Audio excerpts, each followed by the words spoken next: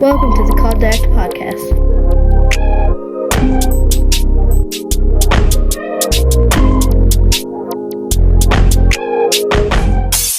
Oh yeah, baby. What's up, my friends? Welcome into the Call to Act podcast. I'm your host, Donovan Jones. So grateful to be with you guys today. I was so excited to get in here and record this episode. We're gonna pump the brakes on the Is Jesus Real series this week, and I'm just gonna get real with you guys. You know, I talked about it a couple weeks ago in the 4-year anniversary episode. Just a lot of spiritual warfare at the end of my 2025 going into 2026, and I'm not just gonna repeat all of the things that I talked about in that episode. You can go back and listen to it if you missed it. But I talked about in that episode, I am going to bring this up, how despite all these doubts, despite all these issues that were going on around me, I was internally deciding, Jesus, I'm going all in as hard as I can, like never before in 2026. And I'm just going to be straight up with you guys, because we're 3 months in, you know, we're in the month of March now in 2026, and it has been hell. Like, this has been the most challenging year for me and my family that I can remember in a long time. And I can't talk about all the things that are going on, because there's some things that are just too personal. Maybe one day I'll be able to share some of the things that we've got going on just with our family, but just certain situations have risen up in our family that I honestly did not think I would ever have to address. I didn't think that I would ever have to worry about. And it's just like, I had a talk with my pastor last night about this, that sometimes you feel like you're seeing that light at the end of the tunnel, and you're like, all right, this hardship that I'm going through right now, I'm about to be on the other side of it. I'm seeing the light. And unbeknownst to you, as you get closer to it, the light gets closer to you, because it's an oncoming train. It's not actually the light. You're not actually out of the tunnel yet. You're not actually out. It's just an oncoming train coming and hitting you and plowing you over. It just feels like coming up for air, and then you're just pulled right back down. So much has happened just over this last couple of weeks that I really can't get into, but I just want to talk about faith in the midst of that. Because I don't, just like I can't share some of these things that are going on in my life, like the person that's on the other end of this screen right now, or on the other end of the earbuds that are listening to this. If you're listening on Apple or Spotify, you have the possibility of being in the same situation, of going through hell right now, or maybe just going through some tough situations or tough circumstances. So many of my friends around me, they're having issues as well. Like one of my good buddies, I was talking to him about it today. His father, I think he'd be okay with me sharing this, like his father's having some health issues, and they're having some family issues as well thrown in there. And it's just like, man, it's like, when do I get to come up for air, Lord? And the more I think about this, the more I think about worship. Because it's like, when we're in the midst of a trial, it reveals what we actually believe. So while we're in a storm, do we cause that turmoil or storm to halt our worship, to stop our song, to keep us from worshiping God, to stop us from saying God is good? Paul was going through that when he wrote the letter to Philippi, what we call the book of Philippians. And I'm going to read a couple of verses in Philippians here, because as Paul is penning this letter, it's around 62 AD. He's under house arrest. He's got one of those, ankle monitors around his ankle. One of my favorite movies growing up was, of course, now I can't think of it, Disturbia with Shia LaBeouf. And on Disturbia, he's got the ankle bracelet on. And I remember the one scene where the kids they light the dog crap on his front porch, and he starts chasing them. And then the monitor on his ankle goes off, right? Like, that's what's going on with Paul at this moment, right? But instead of him having the digital, whatever you call it, ankle monitor, in those days, it was kind of custom for them to, while they're under house arrest, which that's what he is, he's under house arrest in Rome, to be chained to a Roman soldier. So he would have been looking at a Roman soldier all day. And I just want to set the backdrop of what's going on as well. So not only is he under house arrest, But the emperor at this time of Rome is Nero. Now, we've talked about Nero before on past episodes, but I just want to give you a little refresher on who Nero was. So Nero started out highly influenced by his mother. And then it came to the point where he was going to marry his first wife. I don't remember all of the names in terms of, his wives' names and this and that, or his mother's names, but you can look this up on your own time if you so desire. But he wants to marry his first wife. His mother doesn't approve, so he ends up having his mother killed. He does not jive with his first wife, so he ends up having her killed. He gets married to his second wife. When he gets married to his second wife, she's pregnant with a child. She does something to rub him the wrong way, to the point where I read that he literally killed her himself by kicking her and stomping her to death while the baby was in her stomach. So killing the mother of his child and the baby, killing them both at one time.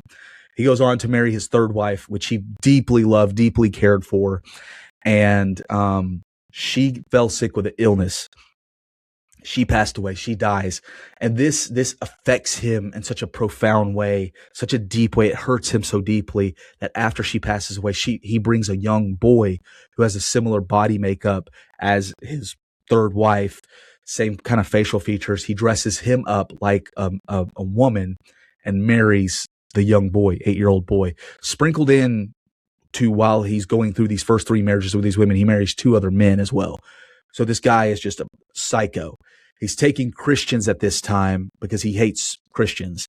He's taking Christians, lighting them on fire, putting them on stakes to light his garden. He's responsible for, most scholars will tell you and believe that he's responsible for the great fire of Rome, which burnt down most of Rome. And he blamed that on the Christians. And he's like, this is the way, this is my scapegoat to get rid of the Christians. And as Rome is burning, he's standing up on a balcony playing a musical instrument, laughing while this is going on. So like, this is who is quote unquote in charge of Paul at this time. What's Paul's response?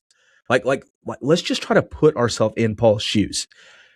And I just told you, hey, this is who is in charge of what's going to happen to you, right? This Nero, a Nero type who hates Christians.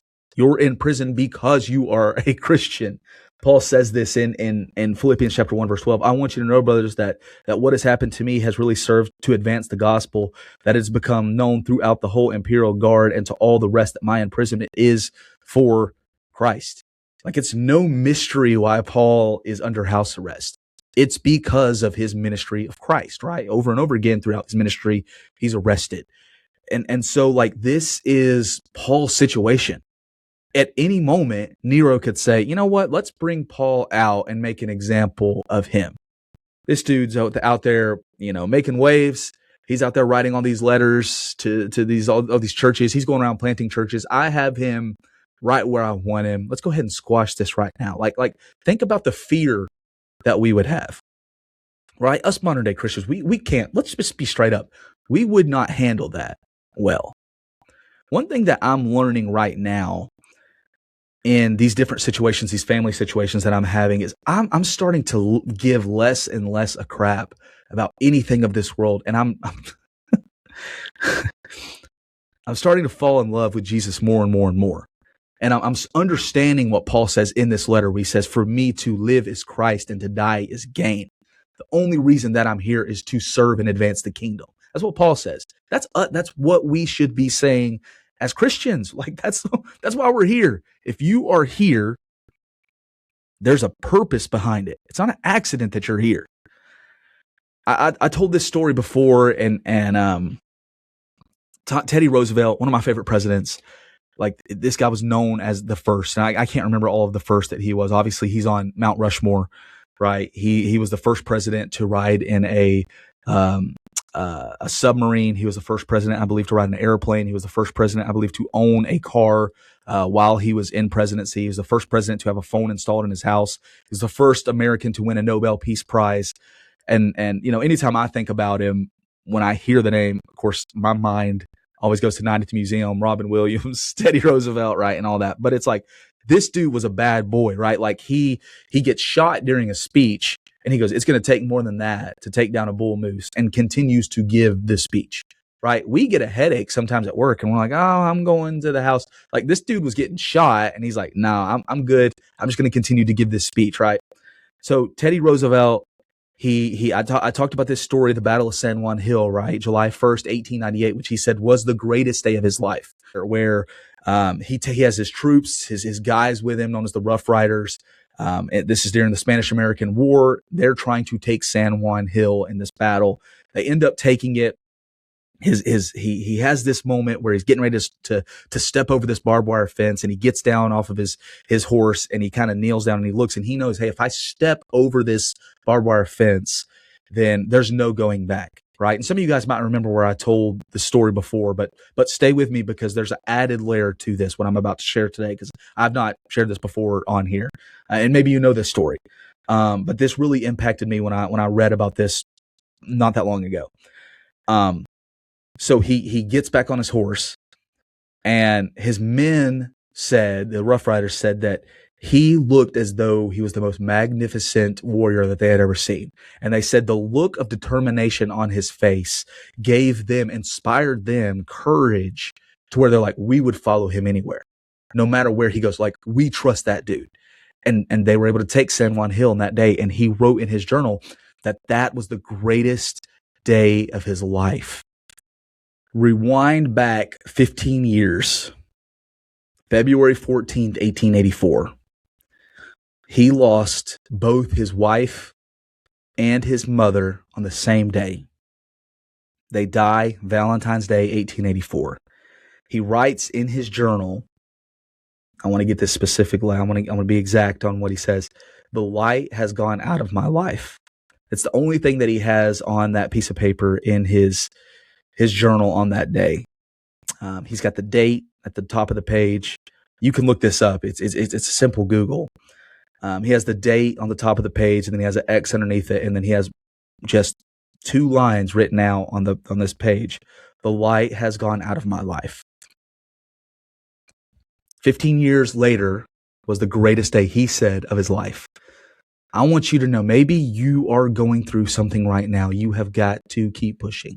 You've got to keep going, right? The greatest day is still to come. The best is yet to come. And as long as you have breath in your lungs, don't let the enemy steal a moment from you. John 10:10, one of my favorite verses. We've quoted it on this podcast time and time and time again. So say it with me, class. The thief comes to steal, kill, and destroy. Right? That's what his game plan is from the beginning of time. Go back to Adam and Eve. He's trying to steal from us, right? Constantly. Like it doesn't change. And so like you think about Teddy Roosevelt, the light has gone out of my life. He could have easily said like, I'm done. I can't. This was right after his child was born. He loses his wife.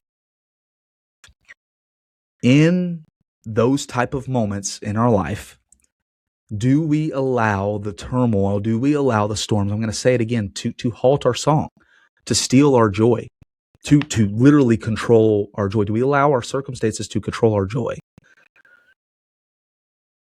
Paul combats the circumstance that he is under, where Nero is in charge. He's under house arrest. And his response is to come back with his most joy-filled letter that he's written. Almost every and I've read so many different commentaries because I had the opportunity to teach through Philippians. I poured through commentaries. I poured through different articles and so many people smarter than me that talked about Philippians, and they talked about how this was just you. Some people described it even as a thank you letter, like that. There's just so much joy, so much gratitude in here. Like that's different. That's different. Like, when we're going through a storm, do we have this mindset of gratitude? Like, a lot of times, no. Do we allow these circumstances to draw us closer to Jesus, to give us a clearer vision of to live as Christ, to die as gain? Or do we say, I'm done, I'm throwing in the towel? We have 2 options in the midst of trial, in the midst of persecution. 2 questions ultimately that we can ask ourselves in the midst of trials. We can say, why? And like, this is the natural thing to do. Why, God? Why me? Why is this always happening to me? Why are these things always seeming to pile up on me? Why are the walls always caving in on me? Why am I always feeling like I'm drowning, right? And that's the natural, instinct, a natural inclination for us to do just as human beings is why me? Feel bad for me, Eeyore, right? Eeyore. Or we could say, what? Like, what, God? What? In the middle of this, like, this isn't ideal. But like, what do you want me to do in the middle of this? What are you teaching me in the middle of this? That's what Paul does here, right? We're going to read a couple more verses in Philippians. I'm going to reread verse number 12. It's Philippians chapter 1. I want you to know, brothers, that what has happened to me has really served to advance the gospel. Paul's mindset is, hey, yeah, I understand I'm in house arrest, but like the gospel is going to be spread wherever I'm at, right? This is a ministry opportunity for me. He says, so that it has become known throughout the whole imperial guard and to all the rest that my imprisonment is for Christ. Can you imagine being chained to Paul, those Roman guards, as they're sitting across from him every day? He's like, homie, you're going to hear about Jesus today, right? Like, I hate to tell you, but all you're going to hear about is Jesus. So you can imagine first shift, they get done with their shift, second shift comes in. He's like, as they're unchaining their leg and chaining it to the next guard, that guard's like, you're about to hear about Jesus. He's like, I already know. I heard about it yesterday. You know what I'm saying? Like, Paul is like, hey, I'm here. It's not going to stop me from proclaiming who Jesus is, because these guys, they may never have the opportunity to hear the name of Jesus and what he's done for them in their life ever again. God has put me here to witness to these people. This is my ministry, right? We always want this ideal ministry of everything's supposed to be good and everything's supposed to be great, and I'm supposed to reach all these people, and I'm supposed to have all this profound impact, and everyone's supposed to praise me and hype up the things that I'm doing. Paul says, my ministry's here in prison. My ministry's here chained to the enemy. That's my ministry right now. Like, do we understand that where we're at is our ministry? Wherever you are. If you're a stay-at-home mom, your kids are your ministry. If you're working at McDonald's, the people around you are your ministry. If you're working at Walmart, that's your ministry. If you're a truck driver like me, when you get out and have stops with people, which now I'm getting the opportunity to be around more people, that's my ministry, right? If you're a construction worker, wherever you're at, that's your ministry. Like, where you are, where God has placed you, it's not an accident, right? And God may shift your situation. God may move you. God may do different things with you. But stop asking, why am I here? And say, what God do you want me to do right now? That's what Paul says here. You're going to hear about Jesus. You're chained to me. But he doesn't stop there. He goes on. Verse number 14. And most of the brothers, having become confident in the Lord by my imprisonment, are much more bold to speak the word without fear. The way that we handle hardships has ripple effect. When people see, whoa, they're standing on Jesus in this moment, they're not just, they're going through some stuff right now that could break people, but they're still joyful. They're still standing on truth. They're still standing on the name of God. They're saying, hey, yeah, I was shocked by what happened, but I'm trusting the one that wasn't surprised, because he already knew before the foundations of the earth were laid that all these things were going to take place. And I'm in the midst of a trial going to choose to trust that, right? I'm going to choose to trust in the one that wrote everything. I'm going to choose to trust the one that created everything, because I'm the creation, right? So he says, they're recognizing by me in prison that that's the worst that can be done. Jesus says, don't fear man. Don't fear those that can only hurt the body. Fear, and I'm paraphrasing, fear the one who can hurt the body and cast the soul into hell, which is who? Only God. Only God. Don't fear man. We don't have fear of man. We fear God and God alone. And when you fear God, that's when things start happening. When you have a true fear of God and an understanding, and I'm not talking about this BS, excuse my language. I'm not talking about this garbage of, it's just reverence. Nah, man. When you read about who God is, we should have fear. Like when you look at Exodus, when Moses is going up on the mountain and the children of Israel are standing below, and God's like, oh, yo, if you touch the mountain, you're dead. This is the God we're talking about here.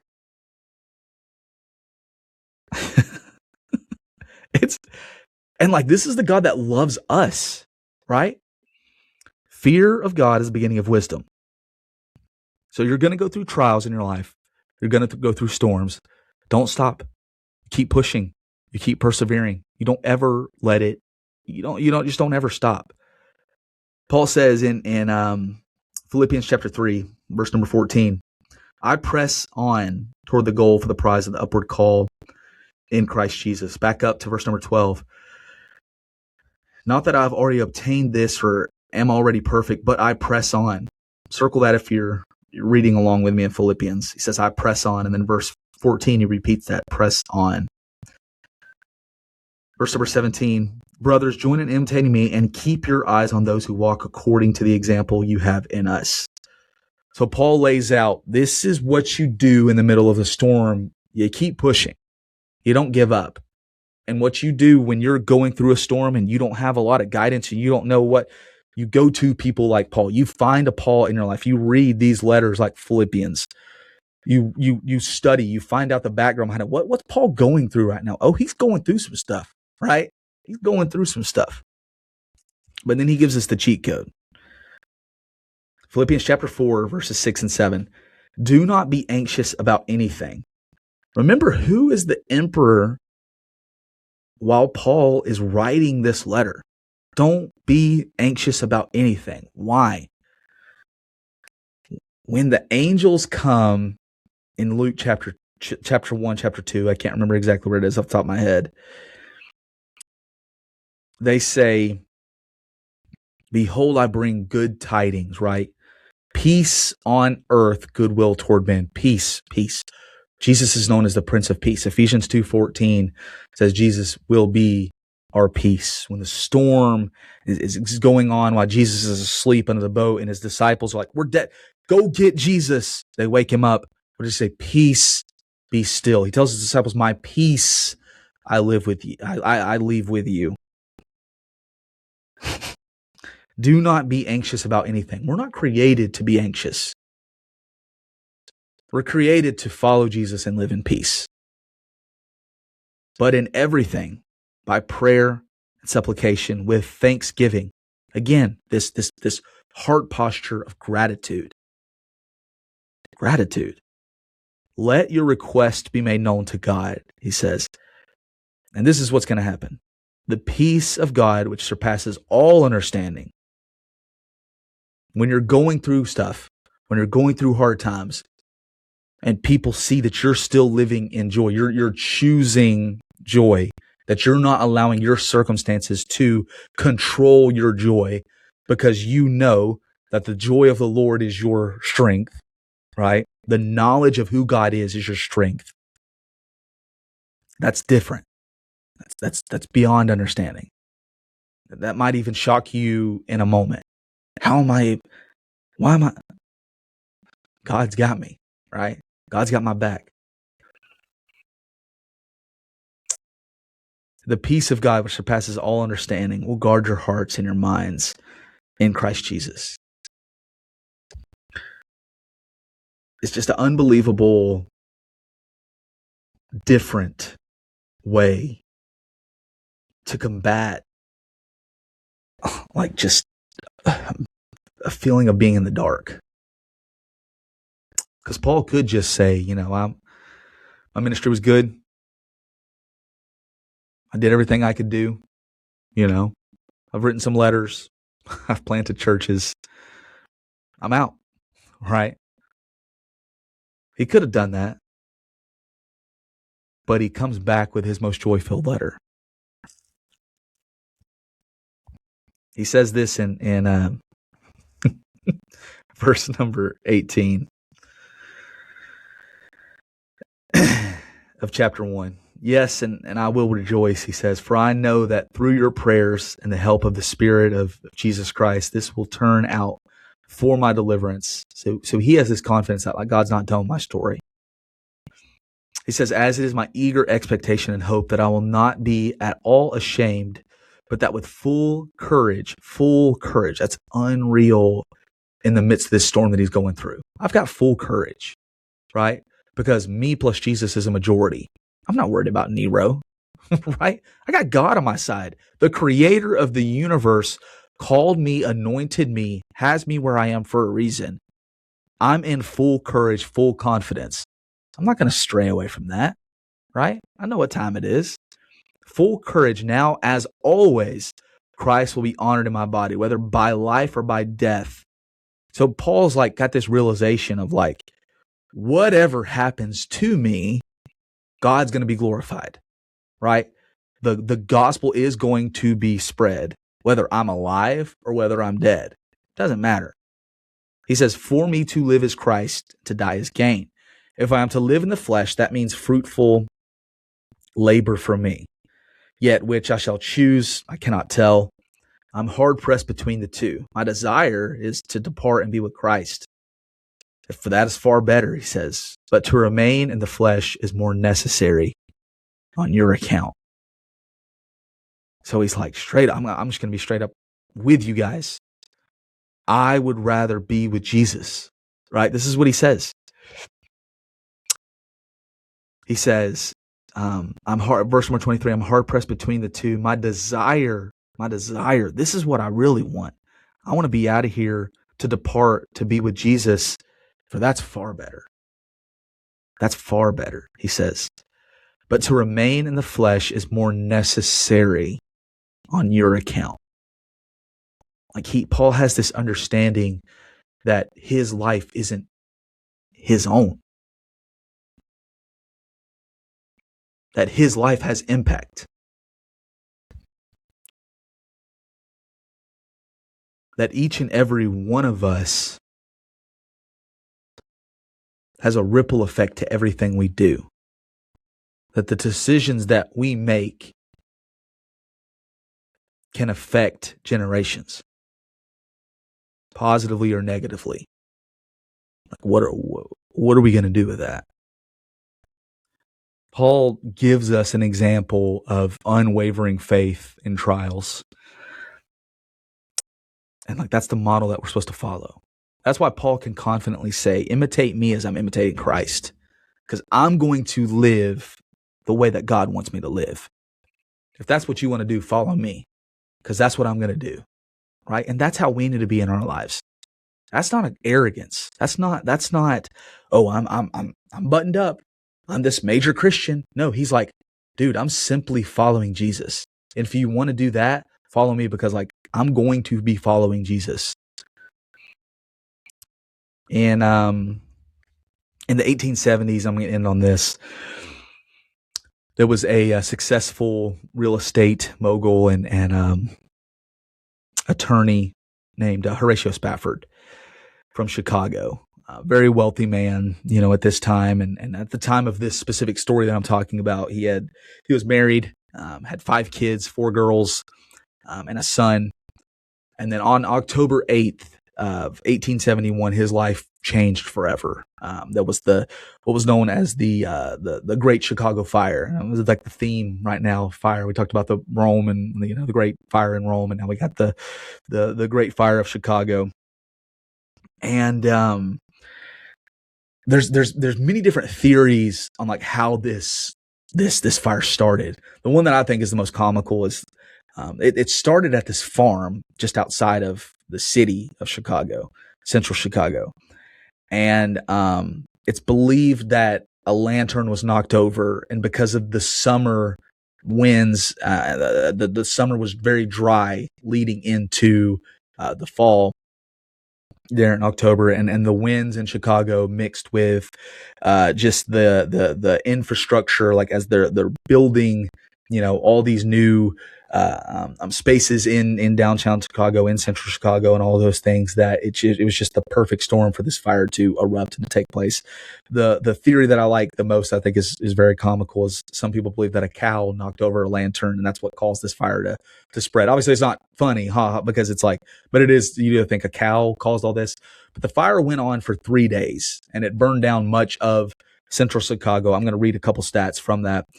300 people were killed. It destroyed 17,000 structures across 3 miles, leaving over 100,000 people homeless. Now, Horatio Spafford was not one of those people who lost his home, but he did lose a ton of money in real estate. And so obviously not going through a great time. Not much longer after that, he loses his son, his only son, to the scarlet fever.